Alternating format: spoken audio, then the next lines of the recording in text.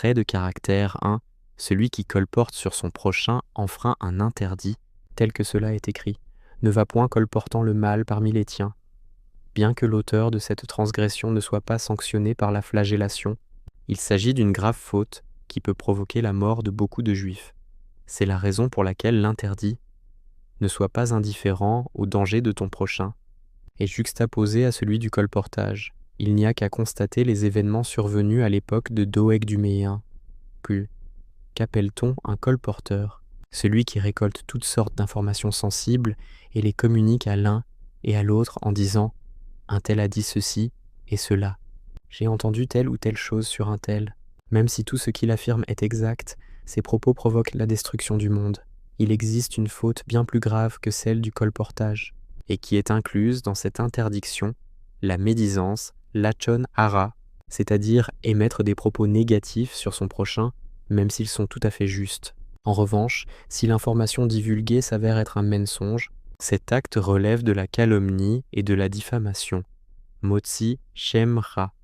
Celui qui médit s'exprime ainsi, voici les actions d'un tel. Ses parents étaient dit comme ceci et comme cela. Voici ce que j'ai entendu à son propos. À ce sujet, il est écrit que l'Éternel supprime toutes les langues mielleuses, les lèvres qui s'expriment avec arrogance. Nos sages enseignent. Il existe 3 fautes pour lesquelles l'homme subit son châtiment dans ce monde, en plus de le priver de sa part au monde futur, l'idolâtrie, les relations interdites et le meurtre. Or, la médisance équivaut à ces 3 fautes réunies. De plus, ils enseignent « Tout celui qui s'adonne à la médisance renie Dieu » Malijouj. Comme il est écrit, ceux qui disent « Par notre langue nous triomphons, nos lèvres sont notre force, qui serait notre maître ?» Nos sages enseignent également « La médisance tue 3 personnes, celle qui l'exprime, celle qui l'écoute et celle qui en fait l'objet.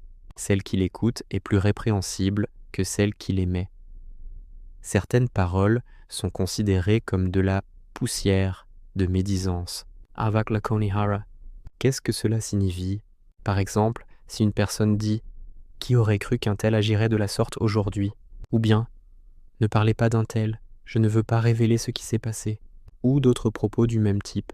De même est considéré comme poussière de médisance le fait de parler positivement d'une personne devant ses ennemis, car il est plus que probable qu'ils en viennent à le dénigrer. À ce sujet, le roi Salomon a dit « Assourdir de bon matin son prochain par de bruyants saluts revient à l'injurier, car cet acte positif aura des conséquences négatives.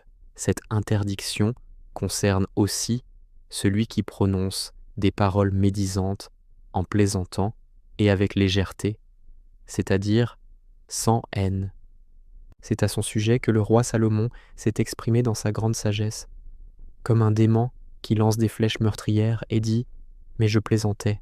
Il en va de même pour celui qui exprime de la médisance sournoisement en rapportant une histoire soi-disant innocente et en prétextant ignorer qu'il s'agit de propos médisants.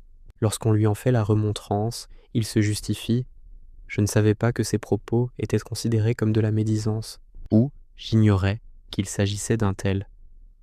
On ne fait aucune distinction entre émettre des propos médisants sur une personne en sa présence ou en son absence. Lorsqu'ils sont transmis d'une personne à une autre, les propos susceptibles de causer du tort à son prochain, qu'il subisse un dommage corporel ou une perte financière, ou même, s'ils ne font que le contrarier ou l'effrayer, sont aussi considérés comme de la médisance. Si ces paroles ont été émises en présence de 3 personnes, on peut considérer que l'information est déjà de notoriété publique. Par conséquent, si l'une de ces 3 personnes la communique à nouveau, cette action n'est pas considérée comme la médisance, à condition qu'elle n'ait pas eu l'intention de propager l'information et de la révéler au grand jour.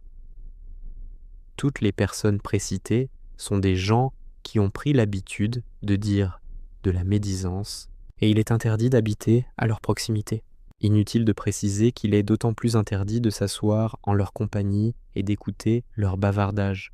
Le décret, à l'encontre de nos ancêtres dans le désert, n'a été scellé qu'à cause de la médisance. Celui qui se venge de son prochain enfreint un interdit de la Torah, tel que cela est écrit. Ne te venge pas. bien que celui qui se venge ne soit pas passible de la flagellation. Ce trait de caractère est particulièrement mauvais.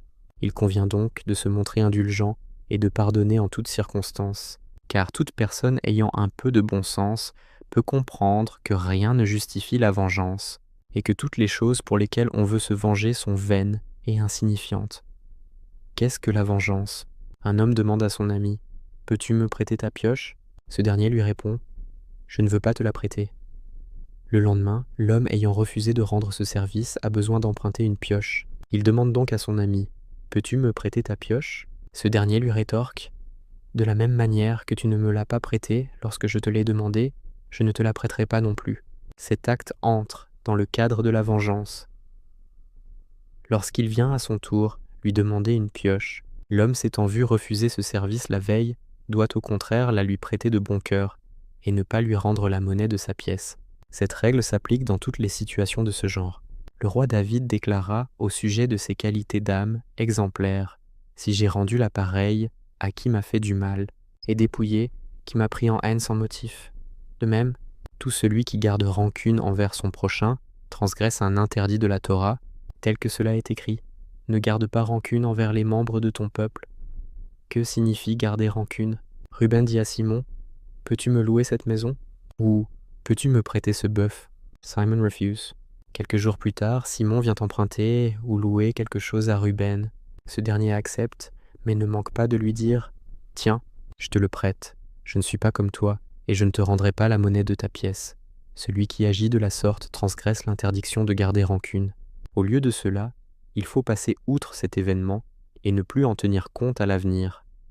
Car tant que l'on se remémore les faits, au point de les ruminer, il est probable que l'on en vienne à se venger.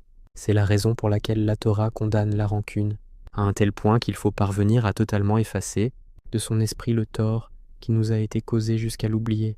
Définitivement, cette qualité permet et favorise la vie en société ainsi que les échanges entre les personnes